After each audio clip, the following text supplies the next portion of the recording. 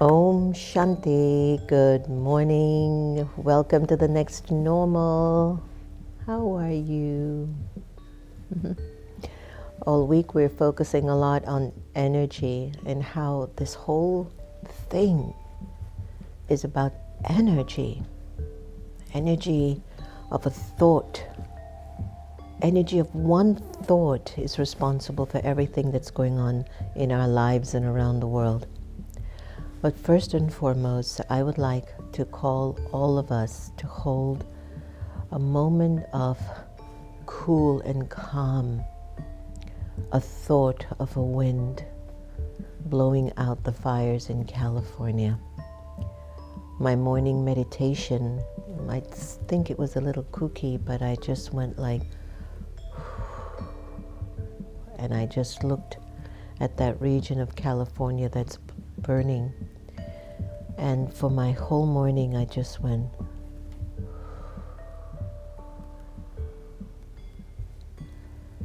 just outing those flames. Outing the flames. The winds have subsided.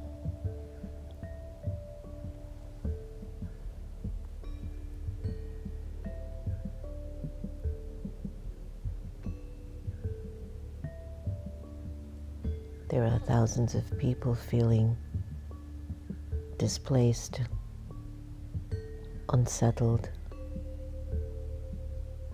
scared, in grief of the loss of so many things that they had energetically invested in, have now been transformed into the ethers, only left as a memory to savor. And now this moment in life is about anew, starting over, but with the experiences of the past. My wish for all of my friends and family in the California area, but also for the country. Let's cool this fire down.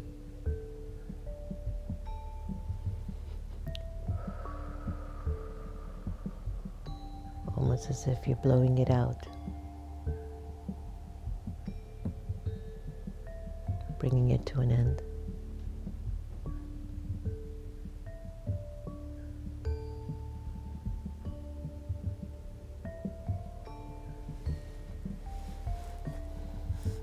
Thank you so much. There are times that we go through various tragedies and we start to pray. We hold a moment of stillness. But what I've been trying to teach everyone in this show is don't wait for the tragedy to come. To give your moment of stillness, to give your energy of peace to a society, to your neighbor, to your city, to your country, to another country across the world if you've not been peaceful for a long time. And that's why it is so important to accumulate the energy of peace and purity and love in the soul, so that when moments of tragedy like this occur, and they will continue, because not all of our brothers and sisters are amplifying their light within. And as a result of a lack of the light being amplified, there will be the energy of destruction. There will be the energy of hate and division. There will be the energy of prejudice and jealousy and competition and greed. It's an absence of God's love in one's heart that makes you numb. Lack of empathy and compassion to feel about the well-being of another because maybe of the color of your skin, maybe because you have so much money you really don't care, maybe because of your role, maybe because of your title, maybe because of your gender. The energy in your thinking moves away from the empathy of other people and their well-being. One of the most beautiful things I have developed on the path of the Brahma Kumaris is empathy. I have done the best that I could to teach those around me to be empathetic. And I have continued to teach our students who come and go about the importance of empathy, good wishes, and pure feelings. It is a vibration, it is an energy. And I know that our conversation today is about the energy of pets, and there are pets right now that are being displaced in the heat, and the families that are taking their animals, their cats, their dogs, their birds. Maybe some have snakes to try to find safe grounds. I want to talk about the energy of pets because it's a very intuitive, very psychic, very subtle energy that exists. I was never raised with animals, for the exception of my time in Jamaica, where the dogs were always outside and the housekeeper would cook cornmeal, and that's what they would give the dogs outside, and whatever leftover food would be mixed in the cornmeal and be fed to the dogs. And what I do remember, those dogs were mostly guard dogs, because on my father's side of the family, they ran an orange grove business where they supplied 70% of the country's oranges to the supermarkets. So those dogs were like guards, I guess, for the home, but for us they were pets. And then we had a lot of chickens and some goats. And my uncle used to do something called, I think, cockfighting. Oh, I hated that. It was so cruel.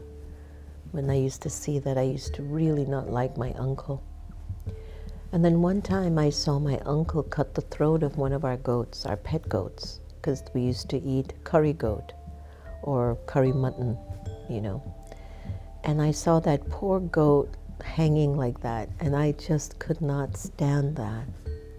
But when you're a child, you know, you have to give, but I'll tell you, that meal of eating that goat did not go down nicely, because I just thought it just seemed so mean. These were like our pets.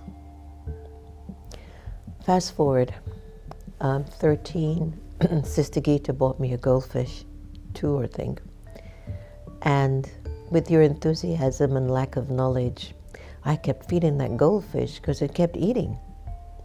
The next day, both goldfish was belly up. I was traumatized. And then she bought me a puppy, a German Shepherd called Benjamin. Let me tell you something. Within 1 week, that puppy was given back to somebody else. You had to go and clean it, take it out for walks, feed it. I just did not have that responsibility, but I have to tell you, that puppy was the cutest thing. Fast forward, Sister Gita is going through a lot, and we had this radio show, America Meditating Radio, and there was a dog that had come called Love, and I always joke about it, the nanny took Love from us, because the name of the dog was Love. But I also used to tell Santosh that I used to see a dog, I don't know where, I don't know why, intuitively, I would tell Santosh, and dogs and pets are not allowed in an ashram. Especially for Indians, it's like a sin. But many Indians don't think about the domestication of animals and whatever. They still think they're dirty, so they belong outside, and that dogs are vicious. So the switch hasn't happened culturally or traditionally. But I used to tell everybody in the family, I'm telling you, a dog is coming. I did not know. Things are destined. I will not go and get a dog. And Santosh and everyone would look at me, I don't know what Sister's talking about. And I would be in my space and I go, there's a dog that's coming. And it would be, Sister, stop. Sure enough, someone's listening on the radio show heard that the nanny kidnapped Love They said, please come and look. Not interested. I was just curious. I was happy that they were listening to the radio show. I went to this place. I think they were breeders. I was like, okay, they're so cute, some of them. I'm not going to pick anything. But then the lady said, there's a dog. I have a puppy for you. And I'm like, okay. And it was the cutest little thing. I don't know if we have a picture of Happy when she was like 8 weeks old. And it turned out that they were going to shoot her and kill her because she was weak. That's Happy. She was weak and she wasn't going to make it. So apparently with the breeders, what they do, they shoot these dogs when they're not strong because they sell them. Isn't that sad? So I think the lady obviously looked at me and saw I knew nothing about animals. And somehow I ended up with this little puppy. And when I took it to the ashram, Santosh looked at me, Sister Gita looked at me. Is this the puppy you kept seeing coming? I go, I don't know how we ended up with it. It just comes. It was destined. And sure enough, that puppy has been a joy. It's interesting because the first time she came, it's like the first day, you're going out. Learn how to do this going out and in. Happy, can you come? Come here. Come up. So we took her to a training school, what they call like a dog academy school. Here's little Happy. Happy, say hi. So we took her to a little training school.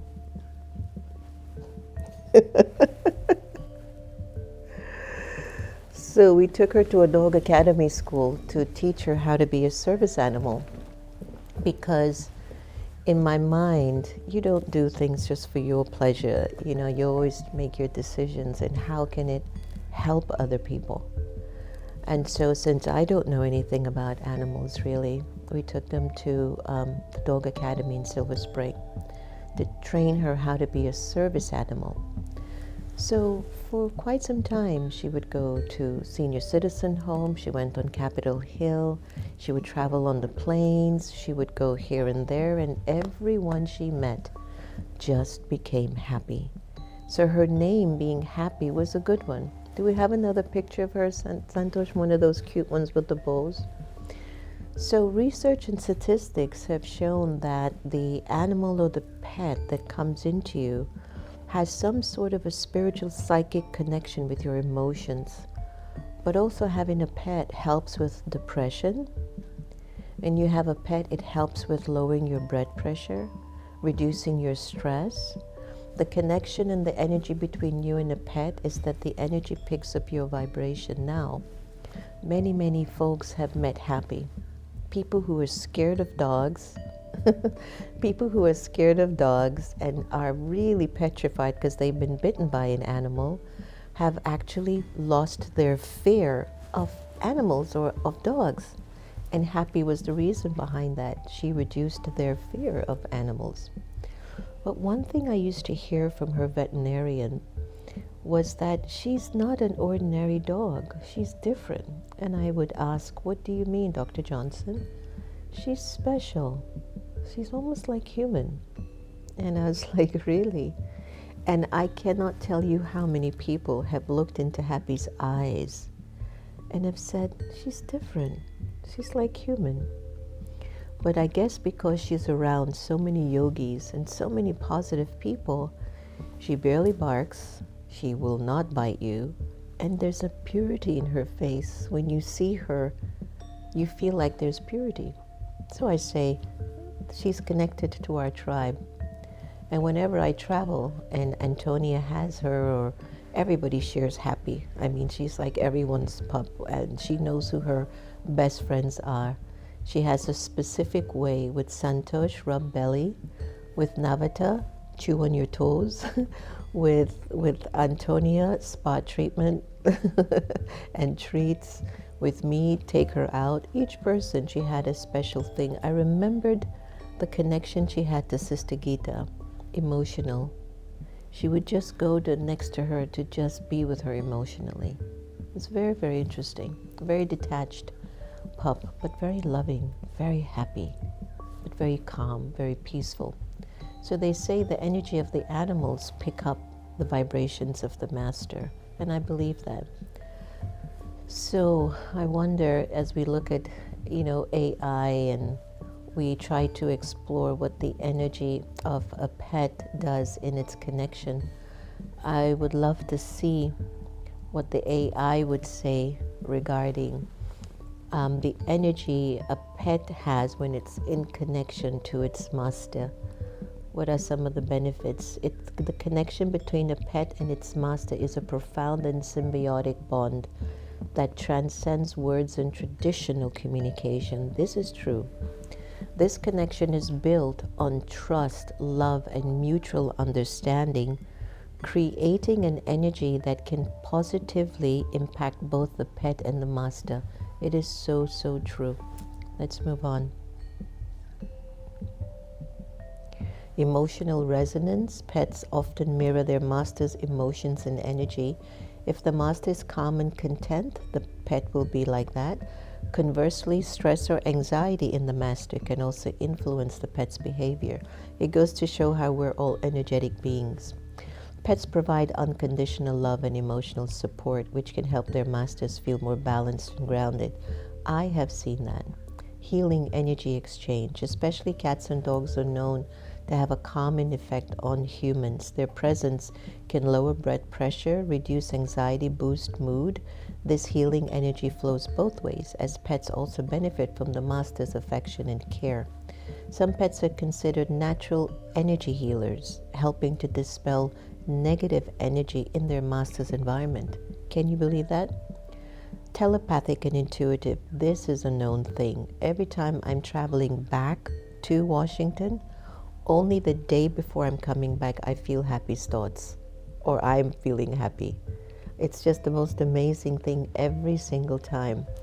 Many pet owners report that their pets seem to sense their feelings or know when they are unwell. This intuitive connection is thought to stem from an energetic attunement between the two. Pets may pick up on subtle cues from their master's body language, tone of voice, or even the energetic vibes they emit. Shared energetic feel, go ahead. Spiritual connection, that is true. They say that many believe that pets choose their masters for spiritual growth and learning. Pets can also serve as a grounding companion, helping their masters to stay connected to the present moment. Isn't that lovely? Chakra alignment. It's often said that pets can align or interact with their master's chakras. For example, a dog lying near its master's heart chakra may foster emotional healing, while a cat sitting at the base of their spine could help ground their energy. The pet-master relationship is unique, a blend of physical care and energetic exchange. This bond not only nurtures both beings on a practical level, but also enriches their emotional and spiritual lives, creating harmonious flow of love and energy. It's so true, so true.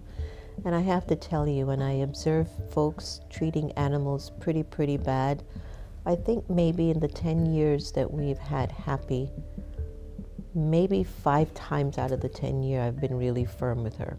Maybe 5 times. And she shows it, she goes like, and every time I see that, I realize how we are as people.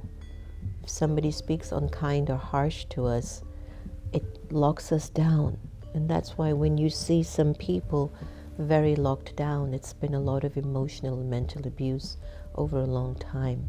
Maybe not in this lifetime, but in others. So life is incredible, all the mysteries.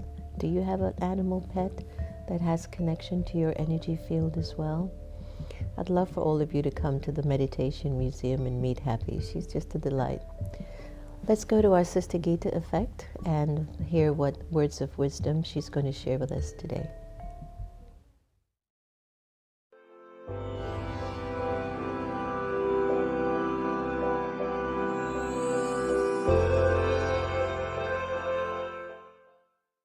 We want to get back to the beautiful beings that we were inside.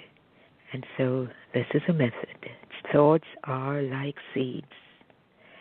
As are my thoughts, so will be my attitude and my behavior. Therefore, my focus shouldn't be so much on wrong behavior as on the thinking which causes it. I need to be aware of how much damage is caused by having negative thoughts. Negative, wasteful thinking over a long period of time will put me right back into the gutter. The task of a student of spirituality is to change situations through thoughts. I must change myself first, then I can change the world. Think. I am pure energy. I came here as pure energy. My home is a light, a place of light energy. I go to that world of pure energy, and there is the source of divine pure energy. I recharge myself with this energy. I fill up with pure energy. Pure energy emanates from my mind, my soul, and radiates to the planet Earth, to all my brothers and sisters. I am a being of pure light energy.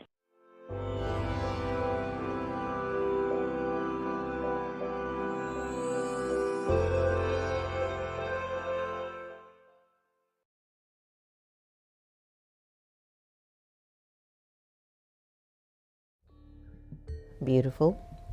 Now for our blessing for today. May you be a bestower of blessings and a great donor. Like God the Father, take and donate blessings at this time. This is your auspicious moment. At the time of the early morning hours, God the Father, the resident of the soul region, especially sends blessings to the children with rays of light and might of the Sun of Knowledge. Together with that, the Supreme Power and Brahma have become bestowers of fortune. They continue to distribute fortune for you. Continue to receive your fortune. That's nice to know. Sometimes it's just good to know that you've got somebody who is thinking of you in a way that it's elevating your consciousness. So I hope you liked the show today on the energy between your pet. Kailash, good morning. Om Shanti, Lolita, Kinnari, Dinesh Chaudhary. Blue Blue, hi. My pet is a natural energy healer. Hi, Blue Blue. I think you came to the museum, right? And that's your handle. So hi Raj, Divya Aura, she's so cute. Yes, Banu, Jackie, oh my gosh, so cute. Love the dog energy. Lisa Polgar, hi Lisa, Om Shanti, very good to see you. Jokes Guru, Varsha, got the time. Blessings to the entire LA region. Yes, may all beings be safe. Yeah. Hi Papu Yadav, Dinesh and Manmohan. Sharda Mira, good morning. Divya Baba, Lilawati, Om Shanti, Suman, Ed Robis, hi Yukti and Tulas Kumari, welcome back from India. It's good to have you back home. Indra and Sanyu. Gigi, thank you so much for joining us today. Lots of good wishes and love to each and every one of you. And my pure wish is that we keep our friends and family in California in our pure thoughts and prayer. And if you get a chance, just throughout the day, just visualize blowing out the fire. I know it seems petty or small, but at least in our intentions, we're just trying to help in whatever way we can. The irony is that so many of these individuals have a fortunate life. They have a lot of financial abundance and comforts and freedoms and privileges. And they're getting tested on very deep, deep levels at a soul level. My heart goes out to them. It's different for when you have a life of struggle, or when you live in a country where the electricity goes off every day, or the water gets turned off every day, or even for refugees. It's different, you know. They're used to the struggle. But for those who are not used to it, it hits deeper. So lots of blessings, prayers. Keep the faith, stay strong. It's a test. Turn your attention to God's light and love. It's not His fault. Natural calamities will happen because they happen to destroy for renewal. Doesn't give us a time, a date. It will just happen all of a sudden. And internally the soul has to have a very deep link to God. Now is your time. And for those of you who are watching and might not be affected by the fires in California, deepen your link to Source now. Whatever the test might be, just deepen your link to Source. Keep your souls strong. Lots of love, lots of good wishes, pure feelings. Remember to keep loving everybody the same. Thank you so much for joining us today. Om Shanti.